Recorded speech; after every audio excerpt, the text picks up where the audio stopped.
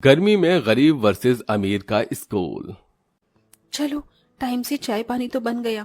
दिनेश जी चाय लीजिए। हाँ, लाओ दो। ये क्या करुणा, आज फिर लाल चाय बनाई है? दूध नहीं था क्या? जी दूध तो था, लेकिन गर्मी से पूरा का पूरा आधा किलो का दूध फट गया। सुनिए, आपने पारस और पूजा के स्कूल के बारे में क्या सोचा है? मुझे थोड़ा सा टाइम दो करुणा, इस साल दोनों को स्कूल में दाखिला दिला देंगे। जी अच्छा, मैं माँ जी को चाय दे के आती हूँ। अपने दोनों बेटे बेटी के भविष्य की चिंता भरे दिल से गरीब बहू करुणा चाय लेके बाहर आती है, जहां बूढ़ी सास श्यामा आंगन में बैठी पंखा डुला रही थी। ओहो हो, इस गर्मी ने तो दुखी कर दिया है। घर के भीतर से तवे की तरह तप रहा है और बाहर भी एक पत्ता भी नहीं हिल डुल रहा। माँ जी ये लीजिए चाय। चाय की तरफ तो देखने का भी मन नहीं हो रहा बहू। थोड़ा मटके का ठंडा पानी पिला दे, कब से प्यास लग रही है। जी लाई, ये लीजिए माँ जी। माँ जी ये दोनों कहाँ हैं? आंगनवाड़ी जाने का टाइम हो गया है। दोनों बाहर क्रिकेट खेल रहे हैं। पूजा दीदी, जो थे गेंद फेंको, फिर देखना इस बार तो मैं छक्का लगाऊंगा। अच्छा बच्चों, तो फिर ये ले। पारस जैसे ही बल्ला घुमाता है, बॉल पड़ोस के बंगले का कांच तोड़कर अंदर चली जाती है, जहां मालिनी अपने बेटे आर्यन को पढ़ा रही थी। 2 1 जा 2, 2 2 जा 4, 2 1 जा 2, 2 2 जा 4। यक, ये कीचड़ में सनी हुई बॉल कहाँ से आई? इन गरीबों के बच्चों ने तो नाक में दम कर दिया है। आज तो इन बदमाशों की खैर नहीं। गुस्से में लाल पीली हुई मालिनी नन्हे से पारस का जोर से कान मल लेती है। आई आई माँ, तुम दोनों भाई बहन ने हुड़दंग मचा रखा है। अच्छी खासी सोसाइटी में खुद तो पढ़ते लिखते नहीं हो और मेरे बच्चों को भी डिस्टर्ब कर रखा है। माँ बचाओ। बेटे की आवाज सुनकर गरीब बहू ममता दौड़कर बाहर आती है। पारस का कान एकदम लाल पड़ा हुआ था। क्या हुआ पारस बेटा? माँ, इनका मंडी आंटी ने पारस का कान मरोड़ दिया। मालिनी जी, ये क्या बर्ताव है आपका मेरे बच्चों के साथ? अरे आप तो हाई स्कूल विद्यालय में अध्यापिका हैं, क्या उन बच्चों के साथ भी ऐसा ही करती हैं आप? How dare you talk like that. मैं जिस हाई स्कूल में पढ़ाती हूँ, वहाँ सब बच्चे बड़ी फैमिली से आते हैं, जिनका स्टेटस है। तुम्हारे लुच्चे लफंगे बच्चों की तरह आवारागर्दी नहीं करते हैं। मालिनी अपने पैसे, अमीरी और टीचर होने की पोस्ट का घमंड दिखाकर चली जाती है, क्योंकि करुणा की पारिवारिक स्थिति खास अच्छी भली नहीं थी। जबकि मालिनी का इकलौता बेटा था, जिसे वो बड़े प्राइवेट स्कूल में पढ़ा रही थी। उसकी महीने भर की फीस ही 50,000 थी, जबकि गरीब दिनेश के दिन की कमाई 200 और 300 रुपए थी, जिसमें खाना पीना करना ही भारी था। अपनी गरीब हैसियत के हिसाब से करुणा और दिनेश दोनों को सरकारी स्कूल में अपने बच्चे का दाखिला दिलाना पड़ता है। गर्मी के मौसम के लिए वहां कोई भी सहूलियत नहीं थी। कक्षाओं के नाम पर एक ही टीन की छप्पर थी, जिसमें सभी गरीब बच्चे जलती हुई जमीन में बैठते हैं। करुणा जी, आपके दोनों बच्चों का नाम लिख गया है, कल से ये स्कूल आ सकते हैं। पर करुणा के मन में स्कूल की बुरी दशा को देखते हुए प्रश्न उठ रहा था। मास्टरनी जी, ये जगह तो कितनी गर्म है और गर्मी इतनी ज्यादा, बच्चे कैसे बैठेंगे?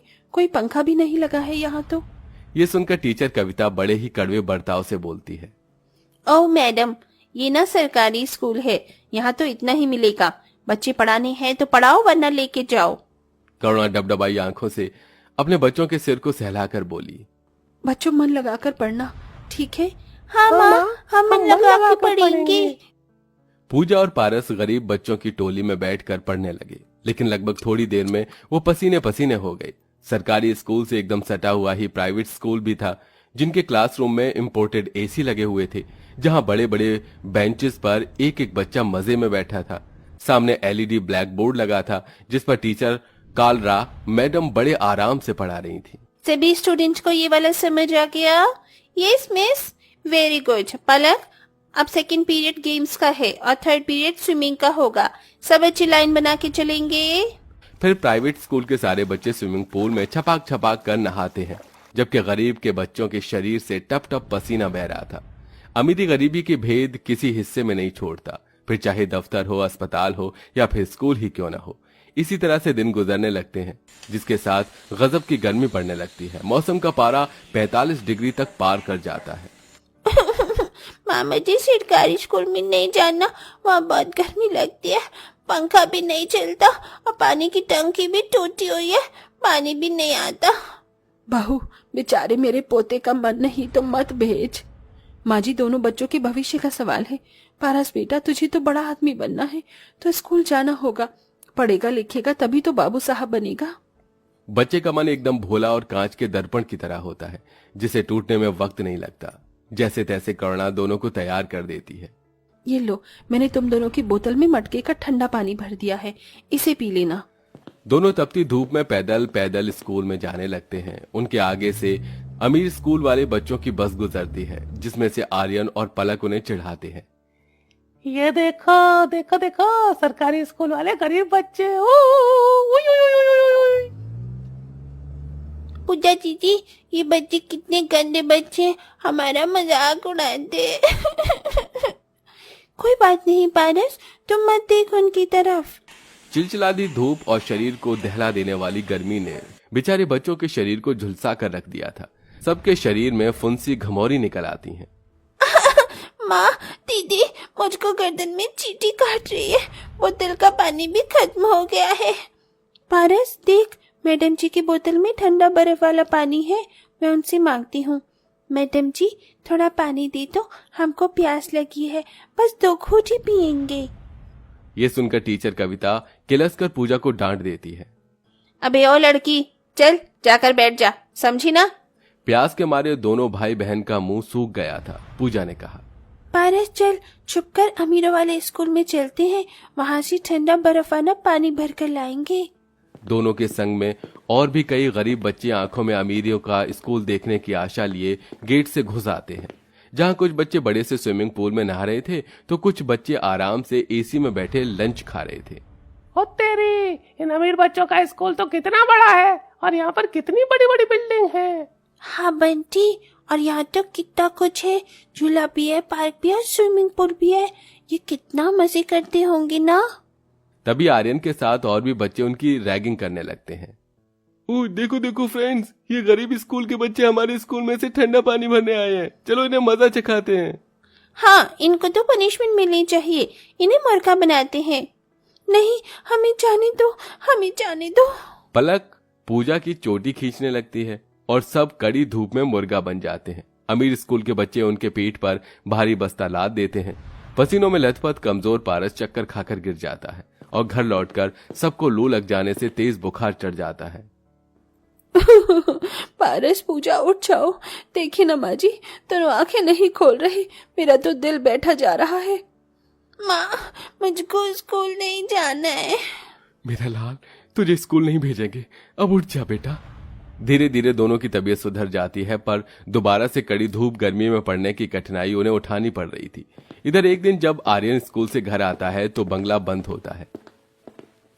मम्मी तो अब तक आ जाती हैं, कितनी तेज धूप हो रही है। थोड़ी देर तक तो थर्मस का पानी पी के वो रहता है, लेकिन चिलचिलाती धूप और जल रही थी। लू से वो बेहोश हो जाता है। हे भगवान, मालिनी मैडम जी का बच्चा तो बेहोश हो गया है, लगता है घर पे कोई नहीं है। करुणा उसे झोपड़ी में लाके बिस्तर पर लेटाकर पंखा करने लगती है। बहू देख, उसे होश आ गया। आर्यन तुम ठीक हो? रुको, मैं तुम्हें मटके का ठंडा पानी देती हूँ, ये लो। दरवाजे से खड़ी होकर मालिनी प्रेम जताते देखकर पछतावे भरे दिल से बोलती है, आर्यन, मेरा बच्चा तो ठीक तो है? हाँ mummy, I am okay. Aunty और पूजा पारस ने मेरी केयर की। करुणा, मुझे माफ कर दो, मैंने उस दिन तुम्हारे बच्चों के साथ कितना बुरा बर्ताव किया, और तुमने मेरी एब्सेंट में मेरे बच्चे को अपने बच्चे की तरह प्यार किया, ख्याल रखा। मालिनी जी, आप मेरी पड़ोसी हैं, एक पड़ोसी दूसरे पड़ोसी के काम नहीं आएगा तो कौन आएगा? तो फिर अब मुझे भी तुम्हारे काम आने दो, मैं तुम्हारे बच्चे को अमीर स्कूल में डाल दूंगी, और तुम्हें एहसान लगेगा, मगर मैं गरीब स्कूल को बनाकर इन दोनों के साथ हजारे बच्चों का भला तो कर सकती हूँ। उससे हर बच्चे का भविष्य सुधरेगा और उन्हें गर्मी में पसीना पसीना होके नहीं पढ़ना पड़ेगा। मालिनी अमीर स्कूल की हेड थी, उसके पास बहुत पैसा था, जिसे वो गरीब स्कूल में पक्के कमरे बनवाती है और पंखा भी लगवाती है, जिसके साथ वो रोज ही अपने बेटे के साथ करुणा के गरीब बच्चों को भी स्कूल छोड़ते हुए जाती, जिससे गरीब स्कूल पहले की तरह नहीं रह जाता है।